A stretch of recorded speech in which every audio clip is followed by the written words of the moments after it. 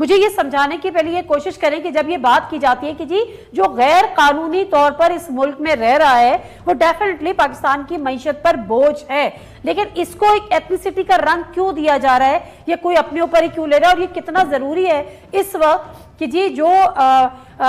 अपने मुल्क की सफाई के, अगर आप गैर कानूनी तौर पर रह रहे हो, ये हमारा हक है कि उनको मुल्क से निकल जाना चाहिए, अगर नहीं निकलेंगे तो हम आपको डिपोर्ट करेंगे। इसमें गलत क्या है? दरअसल ये जो कुछ पार्टियां हैं और उसमें मौलाना साहब की पार्टी भी शामिल है, और इस तरह महमूद खान है बलूचिस्तान में, वो भी सरगना है इनका, और इस तरीके से हमारी ANP जो है वो भी है। वो इन लोगों को, अफगानियों को गलत तरीके से शनाख्ती कार्ड दिलवाकर अपने वोट बढ़ा रहे हैं, और इसलिए जब बात इसकी होती है तो इनके वोटर कम हो जाते हैं। तो बेसिकली ये तो सियासी लोग हैं और ये इसको नहीं देख रहे हैं कि पाकिस्तान तबाह हो रहा है। पाकिस्तान की मईशत के ऊपर इतना ज़्यादा दबाव है कि आपने सिर्फ आसान लफ्ज़ों में कह दिया। मैं कहता हूं कि जो पाकिस्तान के मसाइल है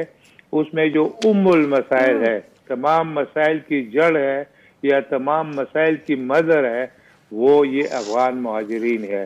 ये जिस तरह छाए हुए हैं इधर पेशावर में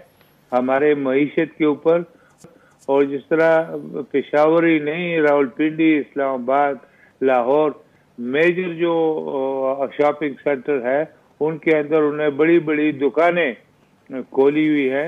और ये जितना भी है कारोबार अफगानिस्तान के साथ हो रहा है इसका नेट रिजल्ट जीरो है। दरअसल जब आप एक्सपोर्ट करते हैं कोई चीज को तो आपके मुल्क में जो है वो गैर मुल्की करेंसी आती है, और गैर मुल्की करेंसी वर्ल्ड वाइड जो है वो डॉलर है, पाउंड्स है, यूरो है। तो ये करेंसी आपके मुल्क में आएगी तो आप उससे बाहर कोई चीज़ खरीदेंगे और आपकी मईशत जो है मजबूत होगी।